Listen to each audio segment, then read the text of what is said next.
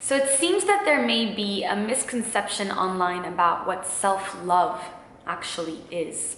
I've seen many comments and I've seen tons of videos about loving yourself, which is absolutely phenomenal because we've moved the conversation back from loving others and chasing others to putting that love in ourselves.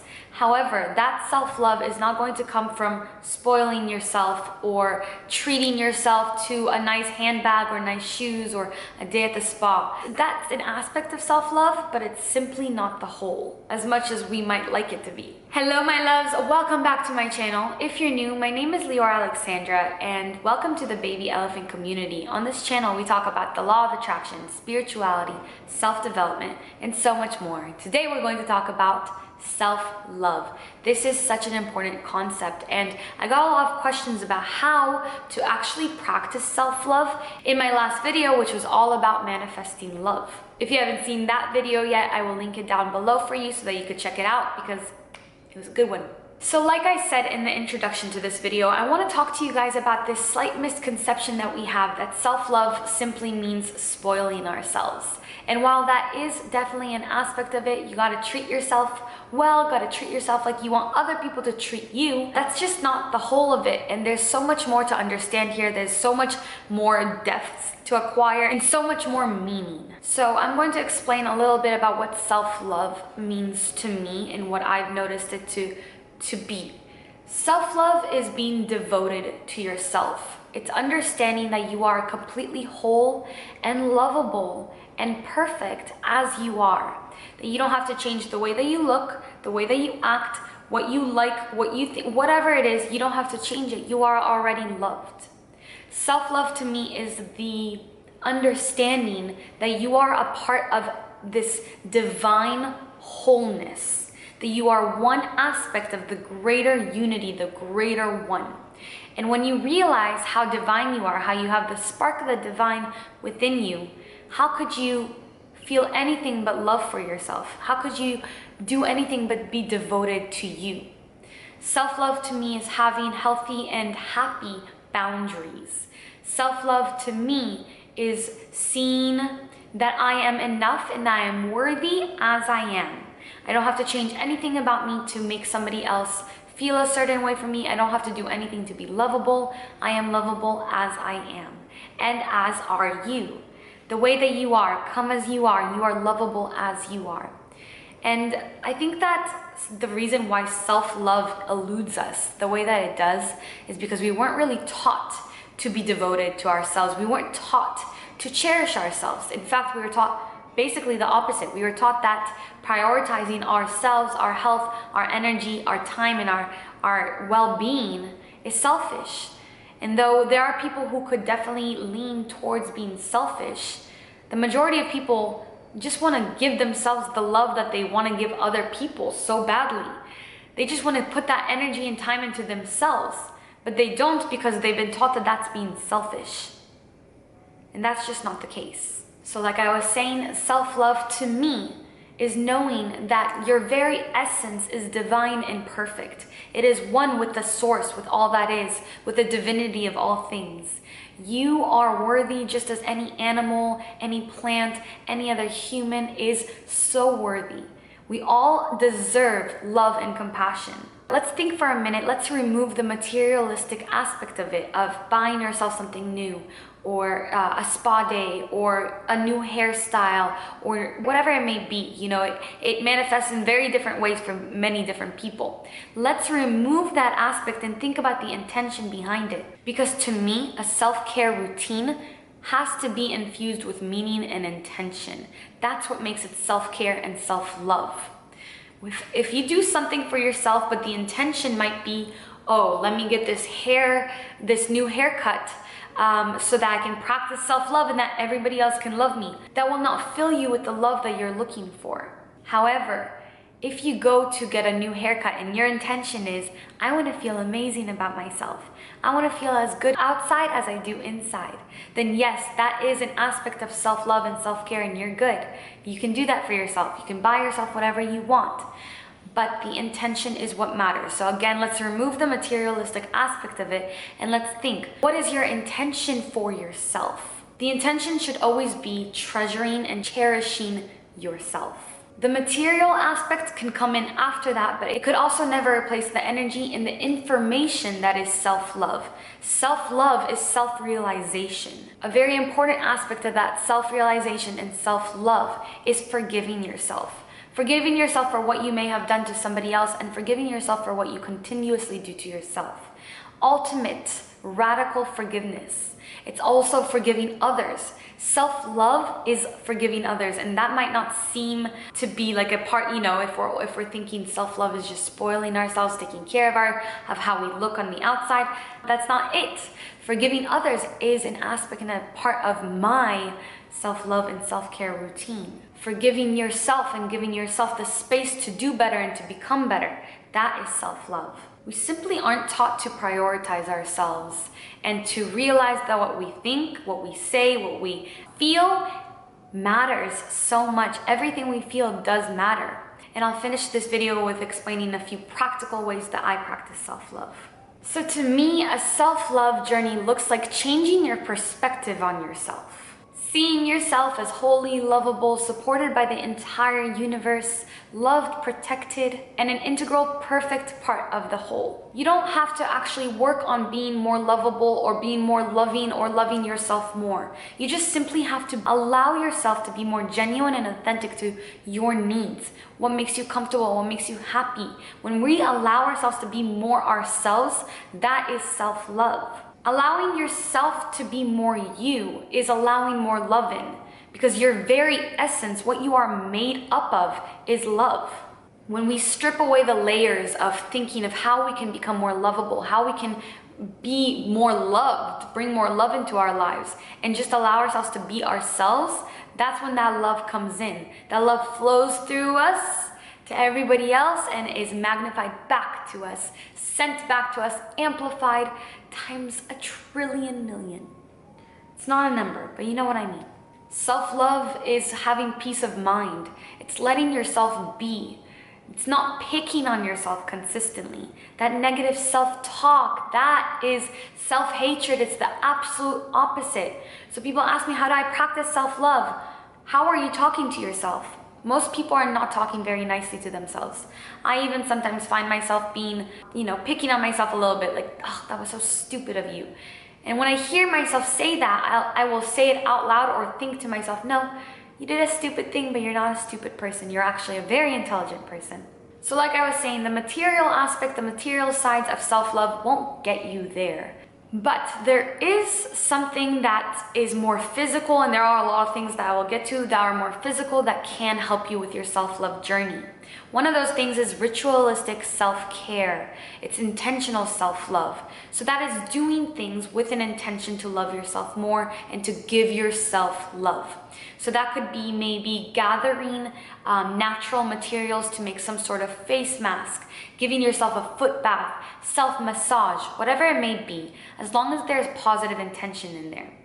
I'd rather you spend some time giving your body love by lotioning yourself up than going out to get a new outfit because you think that that will make you love yourself more or make other people love you more, because that's not going to get to the root of the problem. That might make you feel good momentarily. I love shopping, so I completely am with you, but I know that if I'm shopping because I'm trying to fill up a void, it's just a waste of money and it's a waste of time, and that outfit, you're gonna wear it and then you're gonna feel empty in that outfit.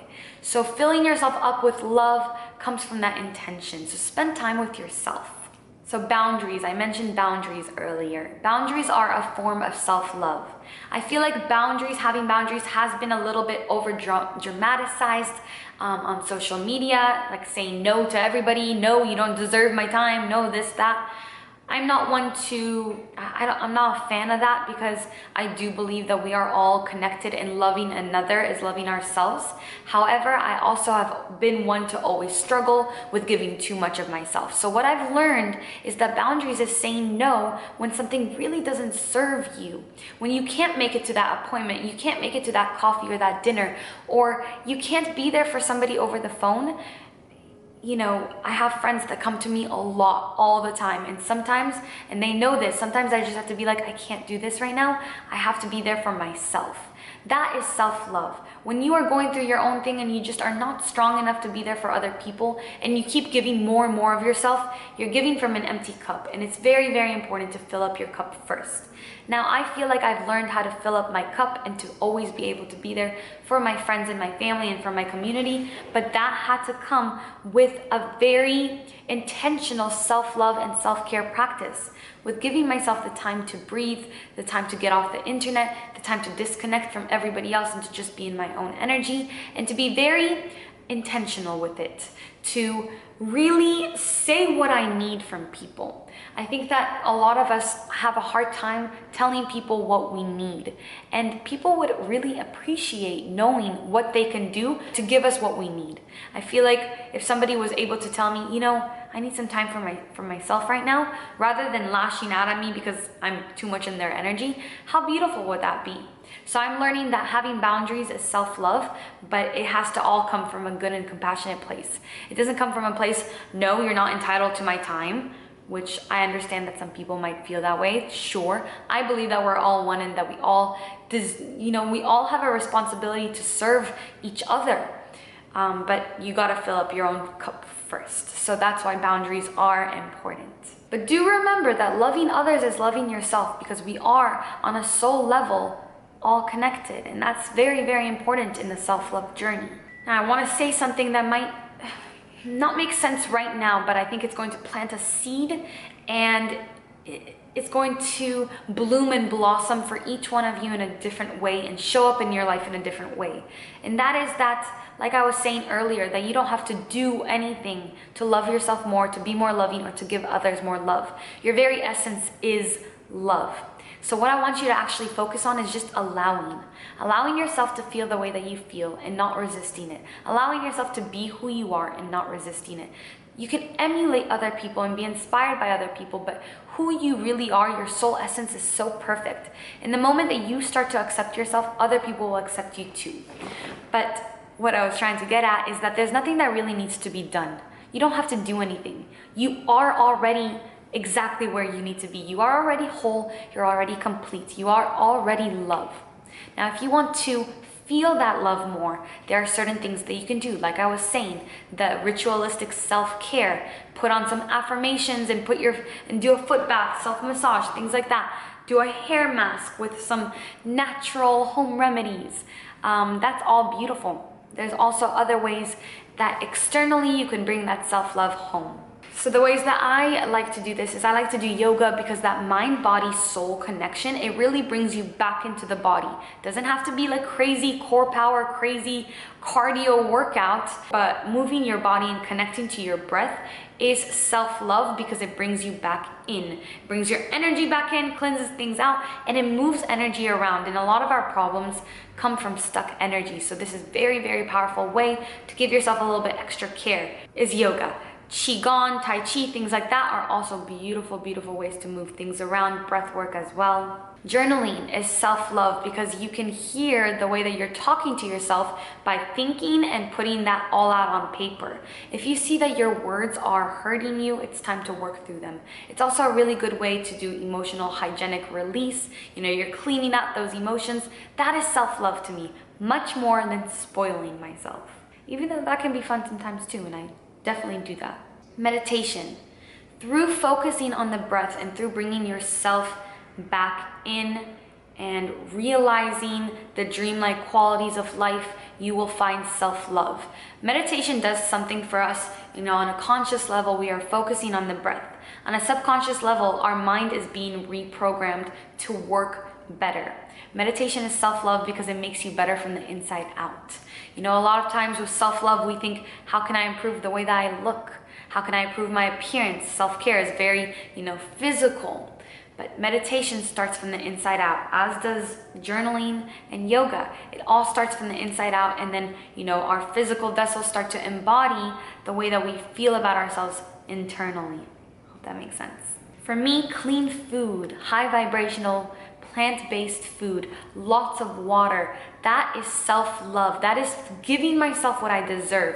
When I think, I want to spoil myself and give myself what I deserve, I think clean food, a nice dinner, a nice meal, a big salad, even if it's a vegan burger, whatever it is, it's clean, it's healthy, it's high vibrational, it's nutrient dense. You want to do more plant-based foods rather than processed foods, and that is self-love. Also, I've noticed that I've been saying spoiling me a lot. It is because I got, over the years I've been on YouTube, I've gotten a lot of comments that said, I spoil myself all the time, but I haven't manifested somebody. A lot of comments similar to that. And I guess that's what I'm trying to address here. It's not about spoiling yourself, it's about watering yourself. So rather than spoiling, I want to start using watering, nurturing yourself. That's it. So this is self-nurture, not spoiling ourselves. For me, good books, deep rest, turning off social media, saying no like we talked about, and not harming myself through harmful substances such as drugs, overuse of alcohol, and a lot of positive self-talk. That's what self-love looks like to me. So I would love to know what self-love looks like to you, and if this rang true to you, this information. I do believe that information is self-love. It's filling ourselves up with wisdom and that knowledge of how to care for ourselves from the inside out, because everything starts within. Hope you enjoyed this video. I enjoyed making it. I am sending you so much love, and I'm really hoping that today you talk really nicely to yourself. Be a little easier on yourself today, because we didn't come here to be so hard on ourselves. It's not the point. And keep nurturing yourself. Don't spoil yourself. Nurture yourself.